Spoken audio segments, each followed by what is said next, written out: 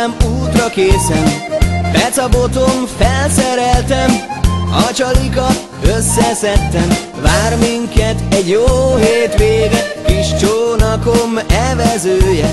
Vadregényes horgásztanya, az embernek itt semmi baja. Rotyog már a halászlé, csalfa babám a másé.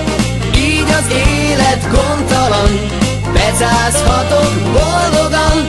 Rotyog már a halászlé, csalfa babám a másé. Így az élet gondtalan, becázhatok boldogan.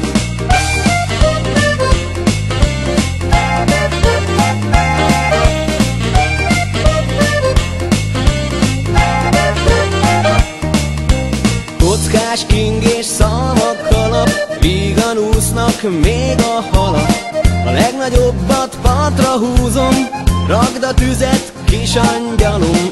A szomszédok furcsán néznek, szerencsés vagy, így beszélnek.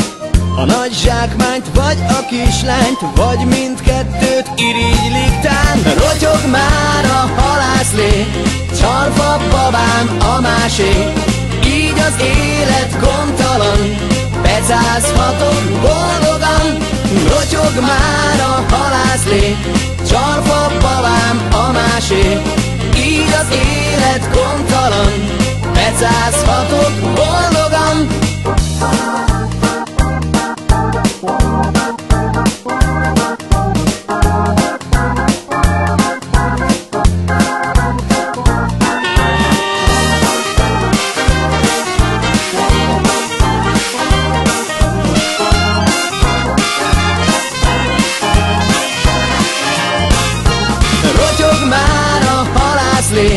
Csalfa babám a másé. Így az élet gondtalan, becázhatok boldogan. Rotyog már a halászlé, csalfa babám a másé.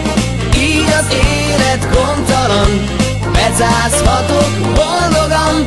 Évekig csak horgáztam, míg egy kislányt találtam, hogy melyik lesz a nagy fogás.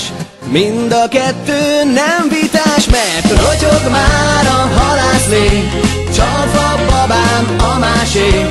Így az élet gondtalan, becázhatok boldogan. Rotyog már a halászlé, csalfa babám a másé. Így az élet gondtalan, becázhatok